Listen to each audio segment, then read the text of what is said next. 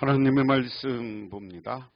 하나님의 말씀은 출애굽기 11장 1절에서 10절 구약성경 97쪽입니다.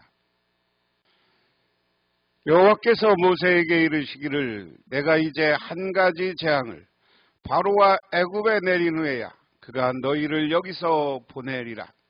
그가 너희를 내보낼 때에는 여기서 반드시 쫓아내리니 백성에게 말하여 사람에게 각기 이웃들에게 은, 금, 폐물을 구하게 하라 하시더니 여호와께서 그 백성으로 애굽 사람들의 은혜를 받게 하셨고 또 그 사람 모세는 애굽 땅에 있는 바로의 신하와 백성의 눈에 아주 위대하게 보였더라.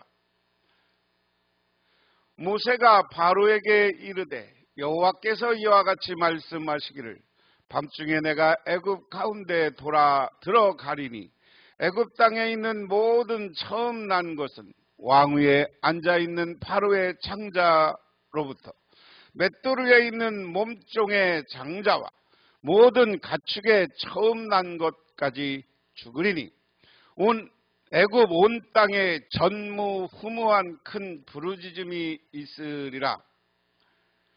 그러나 이스라엘 자손에게는 사람에게 짐승에게나 개 한 마리도 그 혀를 움직이지 아니하리니 여호와께서 애굽 사람과 이스라엘 사이를 구별하는 줄을 너희가 알리라 하셨나니 왕이 이 모든 신하가 내게 내려와 내게 절하며 이르기를 너와 너를 따르는 온 백성은 나가라 한 후에야 내가 나가리라 하고 심히 노하여 바로에게 나오니라. 여호와께서 모세에게 이르시기를 바로가 너희의 말을 듣지 아니하리라. 그러므로 내가 애굽 땅에서 나의 기적을 더하리라 하셨고 모세와 아론이 이 모든 기적을 바로 앞에 행하였으니 여호와께서 바로의 마음을 완악하게 하셨으므로 그가 이스라엘 자손을 그 나라에게서 보내지 아니하였더라. 하나님이 모세를 애굽에게 보내고 10가지 재앙 중에 지난 시간까지 9가지 재앙이었습니다. 첫 번째가 나일강이 피로 변하고 애굽 땅에 이집트 땅에 개구리가 가득 차고 이가 오고 파리가 있고 학질이 생기고 독종이 생기고 우박이 내리고 메뚜기가 오고 흑암이 왔습니다. 오늘은 마지막 이것에 대한 재앙이다. 이것을 이제 10가지 애굽의 우상신에 비하면 이스라엘 사람들은 나일강 하피가 풍요를 준다고 생각하는데 여기를 피를 물들게 함으로써 이것마저도 주장하는 분이 하나님이다. 헤크론 풍요의 여신이 나왔는데 그것을 그 모양이 이 풍요의 여신의 모양은 이 개구리 모양하고 비슷하다고 그래서 그런데 이 개구리를 나오게 하면서 개구리가 나오게 하고 죽게 하는 것도 하나님의 능력이고 흙의 신인데 이가 가득 채워져서 이 흙을 뿌렸을 때 이 흙을마저도 주관하고 흙마저도 맘대로 못하는 것이고 그 다음에 헤클은 곤충의 신도 하나님이다. 파리의 재앙을 통해서 그 다음에 아피스 황소의 신 그랬습니다. 그 다음에 세르미코 치료의 여신 독종이 생겼다. 치료하는 것도 하나님, 병을 주는 것도 하나님, 치료하는 것도 하나님, 하늘을 우박을 내리게 함으로써 하늘의 신보다 더 위대하신 분, 메뚜기 재앙을 통해서 세트 곡물의 신보다 하나님이 위대하신 분, 그 다음에 태양 어둠을 줌으로써 태양보다 더 위대한 신. 그리고 마지막 오늘 에집트 사람들은 오시클리스라 그래서 생명을 주관하는 신이 있다고 그랬어요. 그런데 오늘 그것마저도 하나님이 그 생명을 주관하시는 신보다도 하나님이 위대하다 하는 것을 보여주는 재앙이 오늘 10번째 재앙입니다. 여호와께서 모세에게 이르시기를 내가 이제 한 가지 재앙을 바로와 애굽에 내린 후에 그가 너희를 여기서 내보내리라. 그가 너희를 내보낼 때에는 여기서 반드시 다 쫓아내리니 그랬습니다. 오늘 모든 재앙이 내리기 전에 어떤 때는 갑자기 내리는 것도 있지만 하나님이 그 재앙의 의미, 재앙 결과를 미리 모세한테 얘기해 주셔요. 지금까지 아홉 가지 재앙이 올 때는 하나님이 뭐라고 그러냐? 야, 그 마음을 세 번역은 고집이라고 표현했고요. 개역 개정 성경에는 그것을 완악함 이렇게 표현했어요. 완악함, 완강함. 그래서 그 마음도 주관하시는 분이 하나님이시다 하는 겁니다. 그런데 오늘은 모세에게 야, 이제 마지막 재앙 하나 남았어. 이 재앙이 나고 나면 애굽에 바로가 너 알아서 쫓아낼 거야. 너 나가라고 할 거야. 그 이야기입니다. 그 다음에 이제 너는 백성에게 일러서 남자는 이웃에게 사는 남자에게, 여자는 이웃에 사는 여자에게 은부치와 금부치를 요구하게 하여라. 주님께서 이집트 사람들이 이스라엘 백성에게 호감을 가지게 하시고 또 이집트 땅에서 바로의 신하와 백성이 이처럼 모세를 아주 위대한 인물로 여기게 하셨다.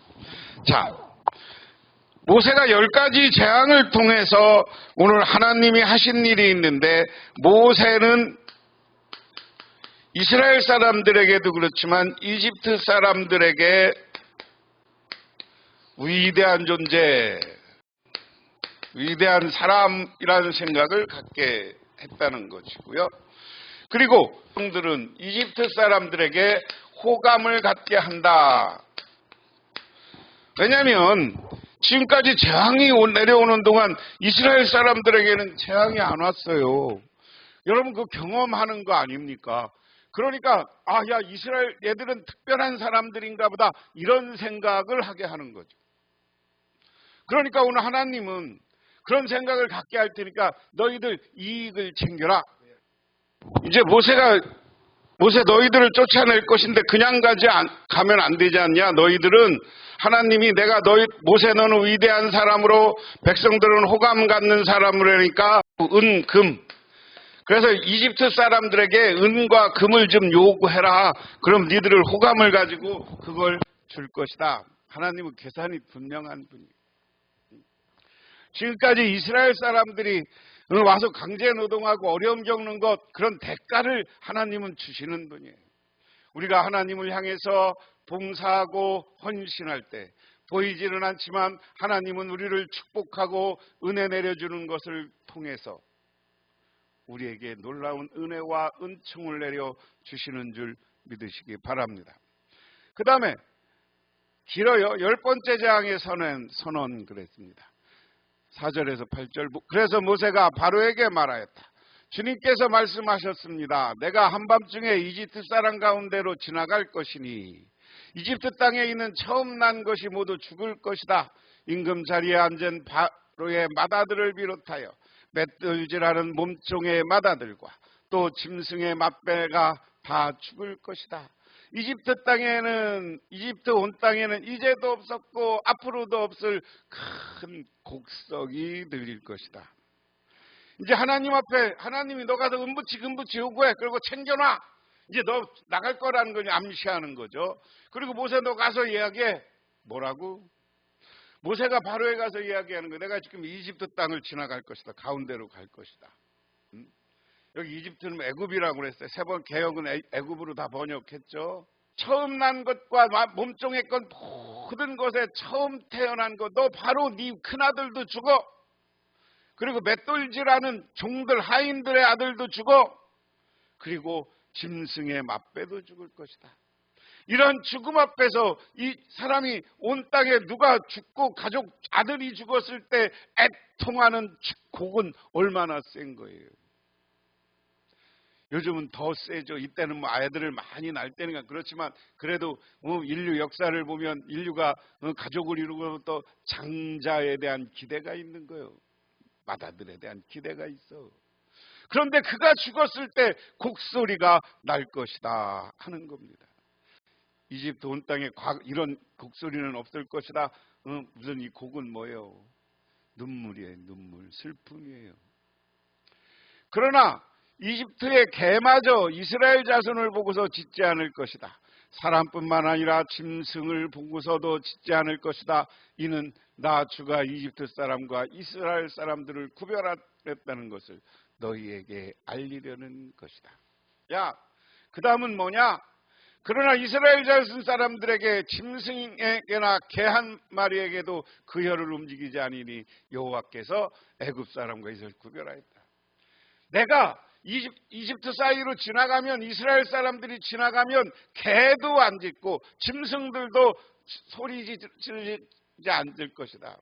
모든 짐승이 위협을 느끼고 다른 사람들에게는 개들은 짖고 다른 짐승은 닭은 꾹꾹거리기도 하고요. 고양이는 야옹하기도 하고요. 그게 짐승의 특성이에요. 소는 음매하기도 하고 그러지 않을 것이다. 그건 왜?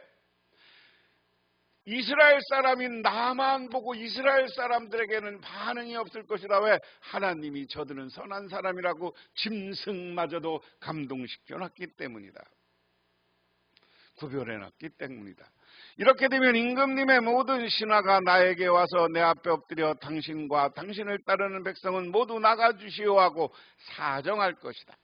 이런 일이 있은 다음에야 내가 여기서 떠나겠다. 모세는 매우 화를 내면서 바로 앞에서 나왔다. 지난 시간 11장 27절 11장 마지막 10장 29절에 보면 바로가 모세에게 다시는 만나지 말자고 그래요. 그러니까 모세도 나눠 볼 일 없다. 그러면서 마지막 재앙을 선언하고 모세가 나오는 장면이야. 야, 이 재앙이 일어나면 니네 백성, 네 신하들까지도 나한테 올 것이다. 신하들까지도 나한테 사정할 것이다. 왜? 다 나가달라고 사정할 거다. 그러면서 오히려 모세가 화를 내면서 바로 앞에서 너 두고 봐. 괜찮은가 봐. 오늘 우리식으로 하면 저주를 퍼붓고 나온 거예요. 주님께서 모세에게 말씀하셨다. 바로가 너희 말을 듣지 않을 것이다. 이것은 내가 아직 더 많은 이적을 이집트 땅에서 나타내 보여야 하기 때문이다. 모세와 아론은 바로 앞에서 이 모든 이적을 행하였다. 그러나 주님께서 바로의 고집을 꺾지 않으셨으므로 바로가 그 땅에서 이스라엘 자손을 내보내지 않았다. 완악함과 이적입니다. 아직 선언만 하고 실제적으로 장자가 죽는 재앙은 오지 않은 거예요. 그럼 오늘 말씀에는 모세가 이집트의 파라오, 이집트의 바로를 협박하는 이야기예요.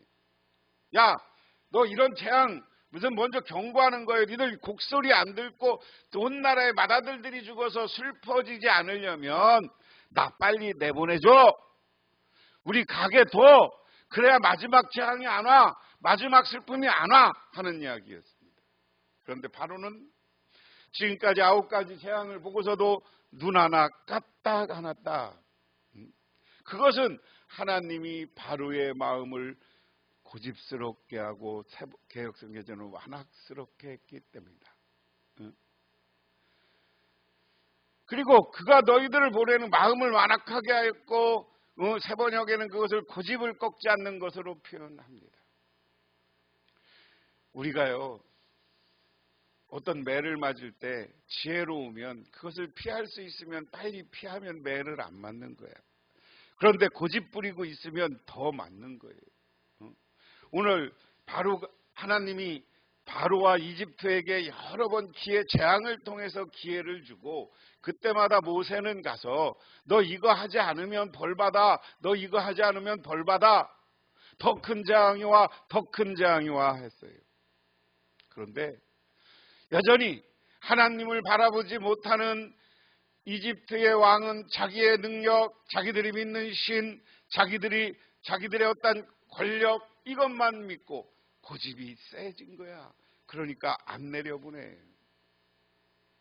오늘 이 시간 우리는 하나님 앞에서 고집 부리는 사람이 아니라 하나님만 바라보는 사람이 되시기를 주님의 이름으로 축원합니다. 그리고 어떤 우리에게 경고가 있을 때 우리는 그 경고를 바라보고 빨리 회개하고 하나님 뜻에 나를 맞추는 것이 필요한 거예요. 그래야 재앙이 없는 거예요. 마지막 심판과 승리의 구는 너 마지막에 이제 이 재앙이 내리면 너 승리할 거니까 너무 걱정하지 말라는 하나님의 미리 선제적 선언이다.